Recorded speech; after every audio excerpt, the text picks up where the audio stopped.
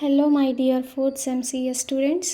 So ಇವತ್ತು ನಾನು ನಿಮಗೆ ಡಿ ಎಮ್ ಎಸ್ ಅಂದರೆ ಡಿಸ್ಕ್ರೀಟ್ ಮ್ಯಾಥಮೆಟಿಕಲ್ ಸ್ಟ್ರಕ್ಚರ್ ಸಬ್ಜೆಕ್ಟಿಂದ ಎಕ್ಸಾಮಲ್ಲಿ ಯಾವ ರೀತಿ ಕ್ವಶನ್ಸ್ ಬರ್ಬೋದು, ಯಾವುದಕ್ಕೆ ಎಲ್ಲ ನೀವು ಪ್ರಿಪೇರ್ ಆಗಬೇಕು ಅಂತ ಈ ವಿಡಿಯೋದಿಂದ ಸ್ಟಾರ್ಟ್ ಮಾಡ್ತಾಯಿದ್ದೀನಿ. ಸೊ ಹಾಗಿದ್ರೆ ಈ ವಿಡಿಯೋದಲ್ಲಿ ಫಸ್ಟ್ ಮಾಡ್ಯೂಲಿಂದ ಏನೆಲ್ಲ ಕ್ವಶನ್ಸ್ ಬರುತ್ತೆ ಅದನ್ನ ಯಾವ ರೀತಿ ಸಾಲ್ವ್ ಮಾಡಬೇಕು ಅನ್ನೋದನ್ನು ನೋಡೋಣ. ಓಕೆನಾ?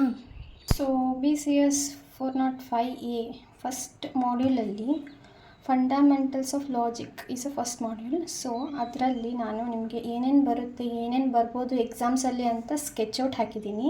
ಸೊ ಬೇಸಿಕ್ ಇಂತಿಷ್ಟು ಓದಬೇಕಂತ ಸ್ಕೆಚ್ ಔಟ್ ಹಾಕಿದ್ದೀನಿ. ನೀವು ಈ ಸ್ಕೆಚ್ ಔಟಲ್ಲಿ ಇರೋದನ್ನಷ್ಟೇ ಓದ್ಕೊಂಡ್ರೆ ಸಾಕು. ಬೇಸಿಕ್ ರೂಲ್ಸ್ನ ನೋಡಿಕೊಂಡು ಕಲ್ತ್ಕೊಂಡು ಪ್ರಾಬ್ಲಮ್ಸ್ನ ಪ್ರಾಕ್ಟೀಸ್ ಮಾಡಿದರೆ ಸಾಕು. ಸೊ ಹಾಗಿದ್ರೆ ಒಂದು ಸಲ ಫಸ್ಟ್ ಮಾಡ್ಯೂಲಲ್ಲಿ ಏನೇನು ಬರುತ್ತೆ ಅಂತ ನೋಡ್ಕೊಂಡು ಬಂದೆ. ಸೊ ಇಲ್ಲಿ ಡೆಫಿನಿಷನ್ಸ್ ಪಕ್ಕ ಕೇಳ್ತಾರೆ. ಸೊ ಯಾವ್ಯಾವ ಡೆಫಿನಿಷನ್ನ ಕೇಳ್ಬೋದು, ಇದಿಷ್ಟರಲ್ಲಿ 3 ಕೇಳ್ಬೋದು, ಪ್ರಾಬ್ಲಮ್ ಸಾಲ್ವ್ ಮಾಡೋಕ್ಕೆ ಕೊಡ್ಬೋದು, ಅಥವಾ 2 ಕೊಟ್ಬಿಟ್ಟು ಅದ್ರ ಮೇಲೆ ಪ್ರಾಬ್ಲಮ್ಸ್ನ ಸಾಲ್ವ್ ಮಾಡಲಿಕ್ಕೆ ಕೊಡ್ಬೋದು. ಸೊ ಯಾವ್ಯಾವುದು ಡೆಫಿನಿಷನ್ಸ್ ಕೇಳ್ತಾರೆ ಅಂದರೆ disjunction, conjunction, negation, logic, connectivities, contradiction, tautology definitions ಅಂತೂ ಮಸ್ಟ್ ಆ್ಯಂಡ್ ಶುಡ್ ಕಲೀಲೇಬೇಕು ನೀವು. ಸೊ ಇದ್ರದ್ದು ಈ ಎಲ್ಲ ಇಂಪಾರ್ಟೆಂಟ್ ಡೆಫಿನಿಷನ್ಸು ಏನೇನು ಹೇಳುತ್ತೆ, ಯಾವ ಥರ ಪ್ರಾಬ್ಲಮ್ಸ್ ಮಾಡೋದು ಇದ್ರ ಮೇಲೆ ಅಂತ ನಾನು ನಿಮಗೆ ಆಮೇಲೆ ಹೇಳ್ತೀನಿ. ಜಸ್ಟ್ ಸ್ಕೆಚ್ ಔಟ್ ಆಗಿರೋದ್ರಿಂದ ಇದಿಷ್ಟೇ ಹೇಳ್ತಿದ್ದೀನಿ. ಸೊ ನೆಕ್ಸ್ಟ್ ಈ ಡೆಫಿನಿಷನ್ ಆಯಿತಾ, ಡೆಫಿನಿಷನ್ಸ್ ಅಂತೂ ಇಷ್ಟಂತೂ ಪಕ್ಕ ಕಲೀಲೇಬೇಕು ನೀವು. ನೆಕ್ಸ್ಟು ಪ್ರಾಬ್ಲಮ್ಸ್ ಸೆಕ್ಷನ್ ಬರೋದಾದರೆ ಪ್ರಾಬ್ಲಮ್ಸ್ ಆನ್ ಯಾವುದ್ರ ಮೇಲೆ ಪ್ರಾಬ್ಲಮ್ಸ್ ಬರ್ಬೋದು ಸಾಲ್ವ್ ಮಾಡಲಿಕ್ಕೆ ಅಂತಂದರೆ ಲಾಜಿಕಲಿ ಈಕ್ವಿವೆಲೆನ್ಸ್, ಒಂದು ಕಂಪೌಂಡ್ ಪ್ರಪೋಸಿಷನ್ನ ಕೊಟ್ಬಿಟ್ಟು ಅದು ಲಾಜಿಕಲಾಗಿ ಈಕ್ವಿವೆಲೆಂಟ್ ಇದೆನೋ ಇಲ್ವೋ ಅಂತ ಕೇಳ್ತಾರೆ. ನೆಕ್ಸ್ಟ್ ರೂಲ್ಸ್ ಆಫ್ ಇನ್ಫರೆನ್ಸ್, ಈ ರೂಲ್ಸ್ ಆಫ್ ಇನ್ಫರೆನ್ಸ್ ಮೇಲೆ ಪ್ರಾಬ್ಲಮ್ಸ್ನ ಕೇಳ್ತಾರೆ. ಸೊ ಲಾಸ್ ಆಫ್ ಲಾಜಿಕ್ ಕೇಳ್ತಾನೆ ಬಂದಿದ್ದಾರೆ. ಇದ್ರ ಮೇಲೂ ಪ್ರಾಬ್ಲಮ್ಸ್ನ ಸಾಲ್ವ್ ಮಾಡಲಿಕ್ಕೆ ನಿಮಗೆ ಬರಲೇಬೇಕು.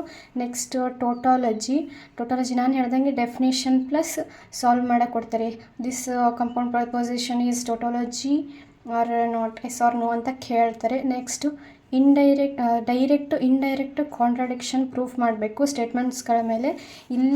ಇಲ್ಲಿವರೆಗೂ ಸ್ಟೇಟ್ಮೆಂಟ್ಸ್ ಕೊಟ್ಟಿರೋದನ್ನ ನಾನು ಬರೆದಿದ್ದೀನಿ. ಮೀನ್ಸ್ ಲಾಸ್ಟ್ ಇಯರ್ ಮಾಡಲ್ ಪೇಪರ್ಸ್ ಹಾಗೆ ಕ್ವಶನ್ ಪೇಪರಲ್ಲಿ ಬಂದಿರೋಂಥ ಕ್ವಶನ್ಸ್ ಇವು. ಇಷ್ಟನ್ನ ಪಕ್ಕ ಆಗಿ ನೆಕ್ಸ್ಟ್ ನಿಮ್ಗೆ ಯಾವುದೇ ಕ್ವಶನ್ ಬಂದ್ರೂ ಸಾಲ್ವ್ ಮಾಡಲಿಕ್ಕೆ ಈಸಿ ಆಗುತ್ತೆ.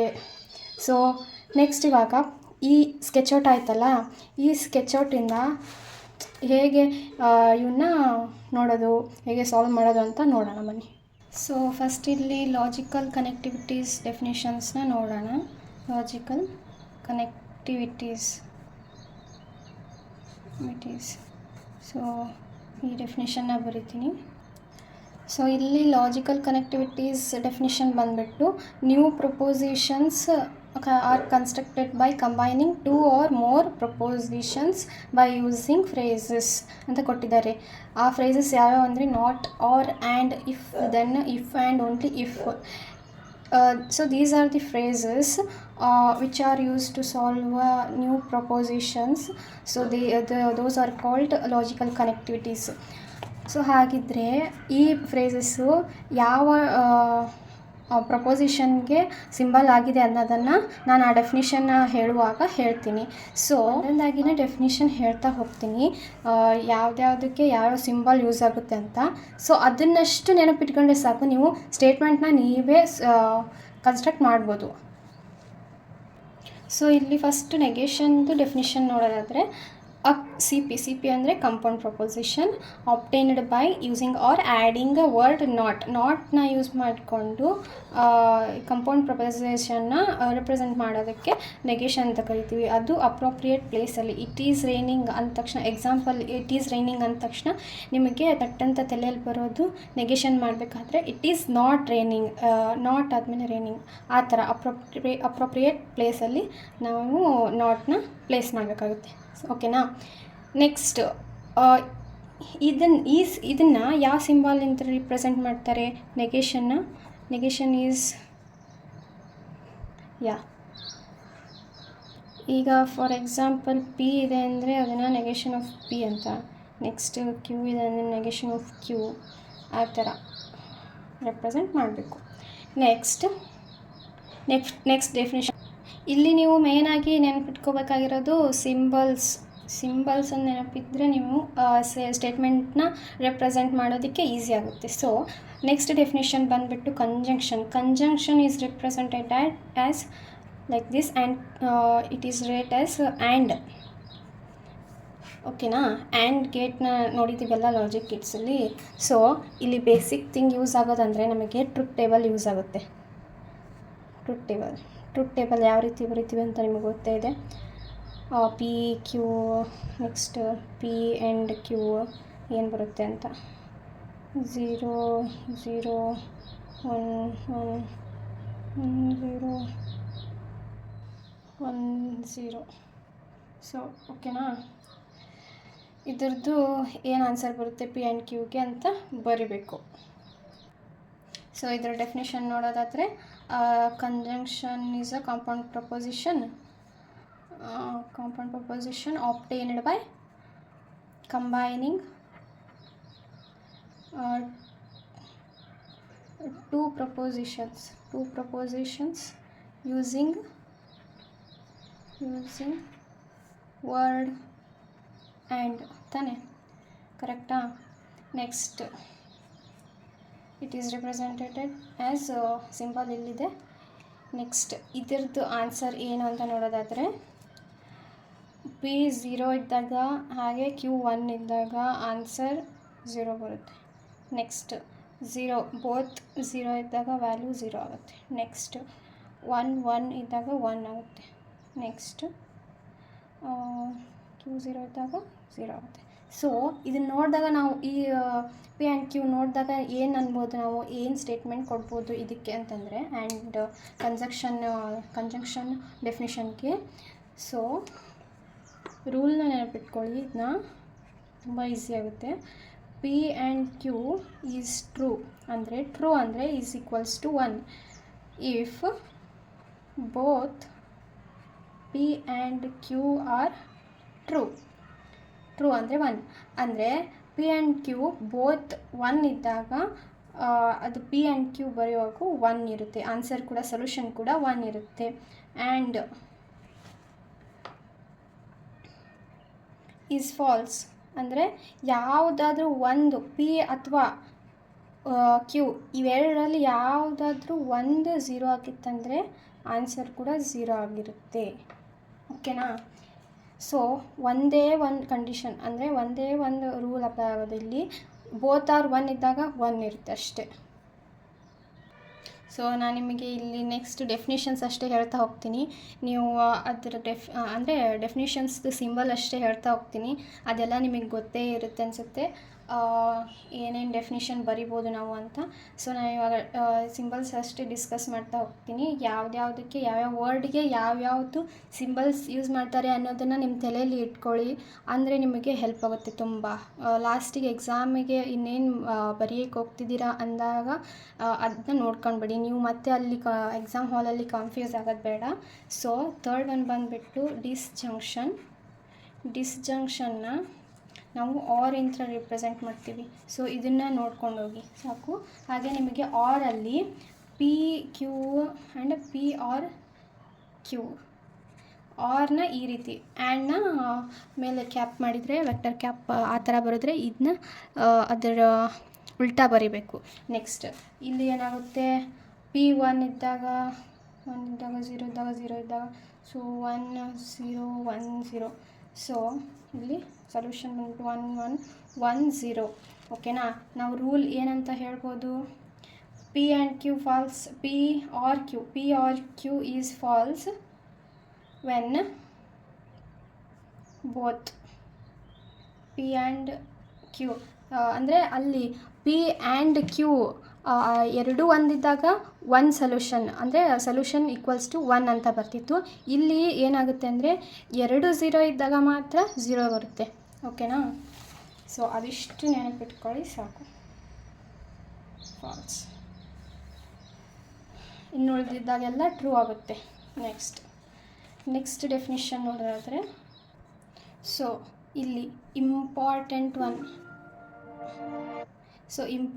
ಒನ್ ಅಂದರೆ ಇಲ್ಲಿ ಟೋಟಾಲಜಿ ಡೆಫಿನಿಷನ್ ನೀವು ಮಸ್ಟ್ ಆ್ಯಂಡ್ ಶುಡ್ ಆಗಿ ನೋಡ್ಕೊಂಡು ಹೋಗಲೇಬೇಕು ಎಕ್ಸಾಮ್ ಹಾಲ್ಗೆ.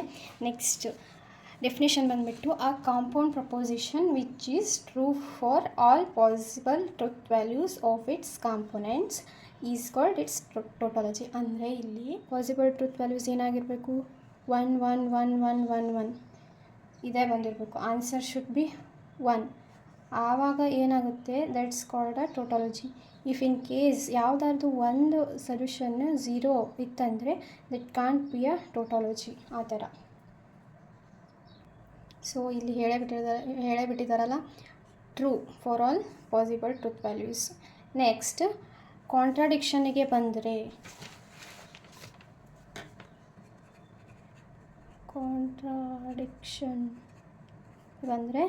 ಇದರದ್ದು ವಾಯ್ಸ್ ವರ್ಸ ಆಗುತ್ತೆ.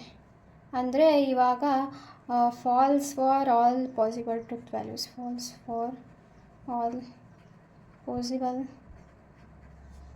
Truth values. ಓಕೆನಾ? ಇವಾಗ ಇದು ಇಲ್ಲಿ 1 1 1 ಇರಬೇಕು ಅಂತ ಹೇಳ್ತಲ್ಲ ಟೋಟಾಲಜಿಗೆ, ಇಲ್ಲಿ 0 ಮಾತ್ರ ಇರಬೇಕು ನಾವು ಕಾಂಟ್ರಾಡಿಕ್ಷನ್ ಸಾಲ್ವ್ ಮಾಡಬೇಕಾದ್ರೆ. ಓಕೆನಾ?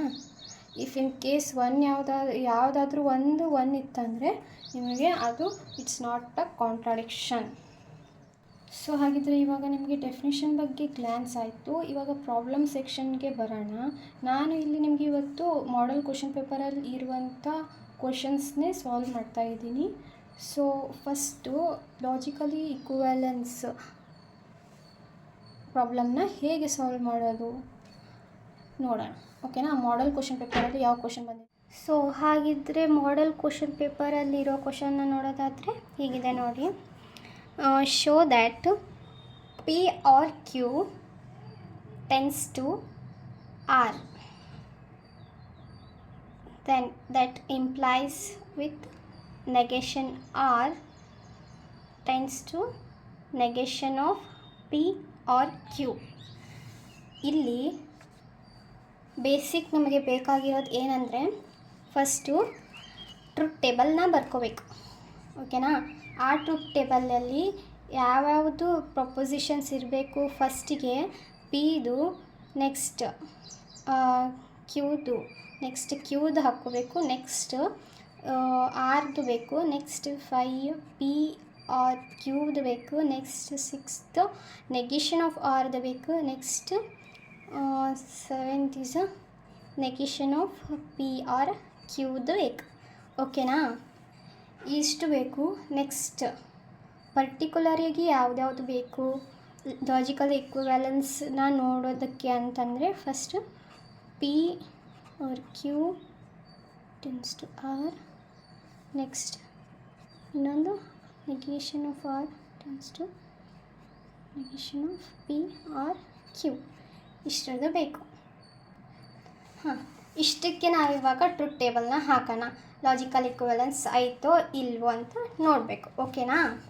ಲಾಜಿಕಲಿ ಇಕ್ವಿವ್ಯಾಲೆನ್ಸ್ ಅಂದರೆ ಈ ಪ್ರಪೋಸಿಷನ್ದು ಕಾಂಪೌಂಡ್ ಪ್ರಪೋಸಿಷನ್ದು ಸೇಮ್ ಸೊಲ್ಯೂಷನ್ ಬಂದಿರಬೇಕು. ಇಫ್ ಈಕ್ವಲ್ಸ್ 1 1 1 1 ಅಂತಾದರೆ ಇದು 1 1 1 1 ಬರಬೇಕು. 0 0 0 ಇದು ಎರಡು ಸೇಮ್ ಮಿರರ್ ಥರ ಇರಬೇಕು ಇವು. ಓಕೆನಾ?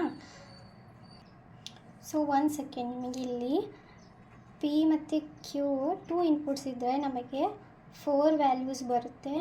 Because 2⁻² is 4. ಹಾಗೆ ಪಿ ಕ್ಯೂ ಆರ್ ಎಕ್ಸ್ಟ್ರಾ ಇದ್ದರೆ 2⁻3 8 ವ್ಯಾಲ್ಯೂಸ್ ಬರುತ್ತೆ. ಓಕೆನಾ? ಅದನ್ನ ನೀವು ಪಿ ಕ್ಯೂ ಆರ್ ಇದೆ, ಸೊ ಅದಕ್ಕೆ ಹೇಳಿದೆ ನಾನಿಲ್ಲಿ. ಓಕೆನಾ? ನೆಕ್ಸ್ಟ್ ಇದನ್ನ ಇವಾಗ ನಾನು ಟ್ರುತ್ ಟೇಬಲ್ ಹಾಕ್ಕೊಂಡು ಬರ್ತೀನಿ ನೋಡಿ.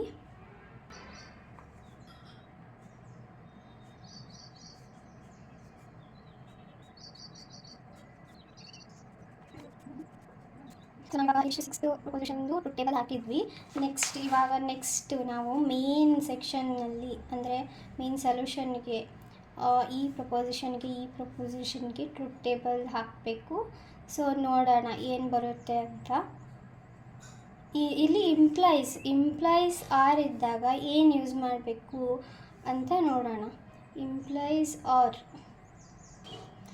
ಸೊ ಹೇಳ್ತೀನಿ ನೋಡಿ, ಇಂಪ್ಲೈಸ್ ಆರ್ ಇದ್ದಾಗ for example P implies Q ಇತ್ತಂದರೆ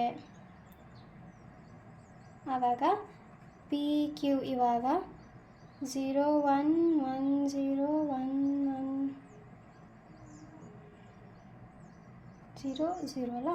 ಹಾಂ, ನೆಕ್ಸ್ಟ್ ಈ ಲೆಫ್ಟ್ ಸೈಡಲ್ಲಿ 1 ಇದ್ದಾಗ ಅಂದರೆ ಕ್ಯೂ ಮೀನ್ಸ್ ರೈಟ್ ಸೈಡಲ್ಲಿ 1 ಇದ್ದಾಗ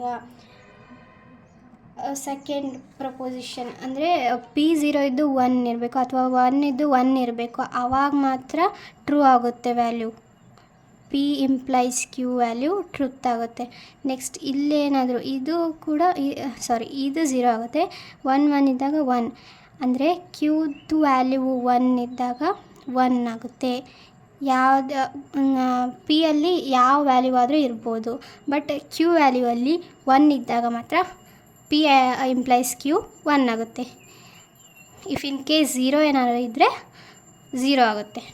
ಕ್ಯೂ ವ್ಯಾಲ್ಯೂ 0 ಇದ್ದರೆ 0 ಆಗುತ್ತೆ. ಪಿ ವ್ಯಾಲ್ಯೂ ಏನು ಬೇಕಾದರೂ ಇರ್ಬೋದು. ನೆಕ್ಸ್ಟ್ ಹಾಗಾದರೆ ಇಲ್ಲಿ ಏನು ಬರುತ್ತೆ ಅಂತ ನೋಡೋಣ.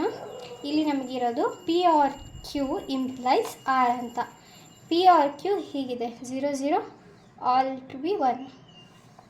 ಸೊ ಆರ್ದು ವ್ಯಾಲ್ಯೂ 0 1 0 1 0 1 ಅಂತ ಇದೆ. ಸೊ ಇಲ್ಲಿ ನೋಡಿ, ಇದು ಲೆಫ್ಟ್ ಸೈಡ್ ಆಗುತ್ತೆ, ಇದು ರೈಟ್ ಸೈಡ್ ಆಗುತ್ತೆ. ಅಂದರೆ ಪಿ ಫಸ್ಟಿಗೆ ಬರೋದು, ಆಮೇಲೆ ಇಂಪ್ಲೈಸ್ ಟು ಆರ್ ಅಂತ ಬರಿತೀವಿ. ಸೊ ಇದರಲ್ಲಿ 1ನ ನೋಡಬೇಕು ನಾವು ಇವಾಗ ಟ್ರೂತ್ ವ್ಯಾಲ್ಯೂಗೆ. ಸೊ ಇಲ್ಲಿ ರೈಟ್ ಸೈಡಲ್ಲಿ 1 ಇದೆನಾ ನೋ ಅಲ್ವಾ. ಸೊ ಹಾಗಿದ್ರೆ ಇದೇನಾಗುತ್ತೆ, ವ್ಯಾಲ್ಯೂ 0 ಆಗುತ್ತೆ. First value 0 0 implies 0 1. ಸೊ ಇದು ಯಾವ ರೀತಿ ಬಂದುಬಿಡ್ತು ಅಂದರೆ ನಮಗೆ ಇವಾಗ same as it is r ಹೇಗಿದೆಯೋ ಅದೇ ರೀತಿ ಬಂದುಬಿಡ್ತು ಅಲ್ವಾ. ನೆಕ್ಸ್ಟ್ ಇವಾಗ ಈ ಸೊಲ್ಯೂಷನ್ ಕೂಡ ಸೇಮ್ ಆಗಬೇಕು ನಮಗೆ ಇವಾಗ. Negation R implies negation of P R Q ಅಂತ ಇದೆ. ಏನಾಗುತ್ತೆ, ನೆಗೆಷನ್ ಆರ್ ಏನಿದೆ, ನೆಗೆಷನ್ ಪಿ ಆರ್ ಕ್ಯೂ ಏನಿದೆ. ಸೊ ಇಲ್ಲಿ ನೆಗೆಷನ್ ಆರ್ 1 ಇದೆ, negation of P R Q 1 ಇದೆ. ಅಂದರೆ ರೈಟ್ ಸೈಡ್ 1 ಇದೆ ಅಂದರೆ 1. ಸೊ ಇಲ್ಲಿ 1 ಇದೆ, ಇವೆರಡೇ 1 ಆಗೋದು. 0 0 0 0 0. ನಾನಿಲ್ಲಿ ನಿಮಗೆ ಲಾಸ್ಟ್ ಇಯರ್ದು ಕ್ವಶನ್ ಪೇಪರಲ್ಲಿರೋ ಕ್ವಶನ್ನ ಸಾಲ್ವ್ ಮಾಡಿಬಿಟ್ಟಿದ್ದೀನಿ. ಸೊ ಇಟ್ಸ್ ಅ ಫಾಲ್ಸ್ ಅಂದರೆ ಇದು ಏನಿಲ್ಲ ಅಂತ, ಲಾಜಿಕಲಿ ಈಕ್ವಲೆಂಟ್ ಇಲ್ಲ ಅಂತ ಅರ್ಥ. ಸೇಮ್ ಬಂದಿಲ್ಲ ಅಂದರೆ ಇಲ್ಲ ಅಂತ, ಲಾಜಿಕಲಿ ಈಕ್ವಲೆಂಟ್ ಇಲ್ಲ ಅಂತ ಅರ್ಥ. ಸೊ ಇದು ಲಾಸ್ಟ್ ಇಯರ್ದು ಕ್ವಶನ್ ಪೇಪರಲ್ಲಿದ್ದಂಥ ಕ್ವಶನ್ನು.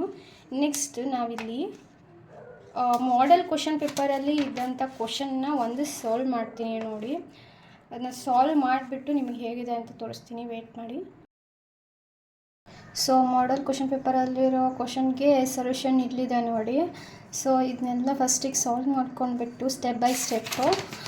ಸೊ ಇಲ್ಲಿ ಒಂದಿಟ್ಟರೆ ಆನ್ಸರ್ ಇದೆ. ಸೊ ಇದು ಕೂಡ ಫಾಲ್ಸ್ ಆಗುತ್ತೆ, ಬಿಕಾಸ್ ಇದು ಲಾಜಿಕಲಿ ಈಕ್ವಲೆನ್ಸ್ ಇಲ್ಲ. ಓಕೆನಾ, ಸೇಮ್ ಇಲ್ಲ. ಫಸ್ಟಲ್ಲೇ 1 ಬರಬೇಕಾಗಿತ್ತು, ಇಲ್ಲಿ 0 ಬಂದಿದೆ. So it's not same, it's not a logically equivalent. Compound proposition is not a logically equivalence ಅಂತ ಬರಿಬೇಕು ಲಾಸ್ಟಿಗೆ. ನೆಕ್ಸ್ಟ್ ನಿಮಗೆ ಎವ್ರಿ ಟೈಮ್ ಈ ಥರ ಕೊಟ್ಟಿರಲ್ಲ, ಮಾಡೆಲ್ ಕ್ವಶನ್ ಪೇಪರಲ್ಲಿ ಈಗ ಕೊಟ್ಟಿದ್ದಾರೆ. ಸೊ ಲಾಜಿಕಲಿ ಈಕ್ವಲೆಂಟ್ ಇರೋ ಕಾಂಪೌಂಡ್ ಪ್ರಪೋಸಿಷನ್ನೇ ಕೊಟ್ಟಿರ್ತಾರೆ. ಸೊ ನೀವು ನೋಡಿಬಿಟ್ಟು ಮಾಡಬೇಕಾಗತ್ತೆ ಸೊಲ್ಯೂಷನ್ನ. ಸೊ ಎಲ್ಲೂ ಕನ್ಫ್ಯೂಸ್ ಆಗೋಕ್ಕೆ ಹೋಗಬೇಡಿ. ಆ್ಯಂಡ್ ಇದ್ದಲ್ಲಿ ನೋಡಿ ಮಾಡಿ, ಆರ್ ಇದ್ದಲ್ಲಿ ನೋಡಿ ಮಾಡಿ. ಓಕೆನಾ. ಸೊ ನೆಕ್ಸ್ಟ್ ಯಾವ ಥರ ಕ್ವಶನ್ಸ್ ಕೇಳ್ತಾರೆ. ಸೊ ನಾನು ನಿಮಗೆ ನೆಕ್ಸ್ಟ್ ಇಲ್ಲಿ ಟೋಟಾಲಜಿ ಪ್ರಾಬ್ಲಮ್ನ ಸಾಲ್ವ್ ಮಾಡಿ ತೋರಿಸ್ತೀನಿ ಇವತ್ತಿನ ಸೆಷನಲ್ಲಿ. ಸೊ ನಾಳೆ ಬಂದಾಗ ಇನ್ಫರೆನ್ಸ್, ರೂಲ್ಸ್ ಆಫ್ ಇನ್ಫರೆನ್ಸ್, ಹಾಗೆ loss of logic, direct indirect contradiction, ಇದು ಪ್ರೂಫ್ನ ಸಾಲ್ವ್ ಮಾಡೋದು ಹೇಗೆ ಅಂತ ಹೇಳ್ತೀನಿ. ಓಕೆನಾ. ಇವತ್ತು ಟೋಟಾಲಜಿ ಮೂಲಕ ಈ ಸೆಷನ್ನ ಎಂಡ್ ಮಾಡ್ತೀನಿ. So tautology is the last problem I am solving in this session. So let's see the problem. So tautology problem ಬಂದುಬಿಟ್ಟು ಹೇಗಿದೆ ಅಂದರೆ p implies Q and Q implies r implies p implies r ಅಂತ ಇದೆ. First ನಾವು P Q ಆರ್ನ ತೊಗೋಬೇಕು truth ಟೇಬಲಲ್ಲಿ, ಆಮೇಲೆ ಪಿ ಇಂಪ್ಲೈಸ್ ಕ್ಯೂ ಇಂಪ್ಲೈಸ್ ಮತ್ತು ಪಿ ಇಂಪ್ಲೈಸ್ ಆರ್ ಮಾಡಬೇಕು. ನೆಕ್ಸ್ಟ್ ಇದೆಲ್ಲ ಆದಮೇಲೆ P implies Q and Q implies R next tense to P implies ಆರ್ನ ಮಾಡಬೇಕು. ಸೊ ಟೋಟೋಲಜಿಲಿ ನಮಗೆ ಫಾಲ್ಸ್ ಬರುತ್ತೆ, ಬಿಕಾಸ್ ಇಲ್ಲೆಲ್ಲ ಒಂದೇ 1 means all possible truth values should be 1 ಆಗಿರಬೇಕಿತ್ತು, ಇಲ್ಲಿ ಇಲ್ಲ. So this is not a tautology. ಓಕೆನಾ? ಸೊ ಹೀಗೆ ಇನ್ನೊಂದು ಮಾಡೆಲ್ ಕ್ವಶನ್ ಪೇಪರಲ್ಲೂ ಇದೆ. ಸೊ ಮಾಡೆಲ್ ಕ್ವಶನ್ ಪೇಪರ್ದು ಲಿಂಕ್ ಬೇಕಿದ್ದರೆ ಕಮೆಂಟ್ ಹಾಕಿ, ಲಿಂಕ್ ಬೇಕು ಅಂತ ಸೆಂಡ್ ಮಾಡ್ತೀನಿ. ನೆಕ್ಸ್ಟ್ ಮಾಡೆಲ್ ಕ್ವಶನ್ ಪೇಪರಲ್ಲಿರೋ ಟೋಟೋಲಜಿ ಪ್ರಾಬ್ಲಮ್ನ ನೀವು ಸಾಲ್ವ್ ಮಾಡಿಬಿಟ್ಟು ಹೇಳಿ. ಬಂದಿಲ್ಲ ಅಂದರೆ ಇನ್ ಕೇಸ್ ನಾನು ಮಾಡಿಕೊಡ್ತೀನಿ, ಕಮೆಂಟ್ ಮಾಡಿ. ಸೊ ಈ ಕ್ವಶನ್ ಹಾಕಿಬಿಟ್ಟು this question is not understanding ಅಂತ. ಸೊ ಈ ವಿಡಿಯೋ ಸೆಷನ್ನ ಈ ಟೋಟೋಲಜಿ ಪ್ರಾಬ್ಲಮ್ ಮೂಲಕ ಎಂಡ್ ಮಾಡ್ತಾ ಇದ್ದೀನಿ. ಸೊ ನಿಮಗೇನಾದರೂ ಈ ಸೆಷನ್ ಇಷ್ಟ ಆಗಿದ್ದರೆ please like, share, comment and subscribe ಮಾಡೋದನ್ನು ಮರಿಬೇಡಿ. Please subscribe my channel. Okay, let's meet in next session.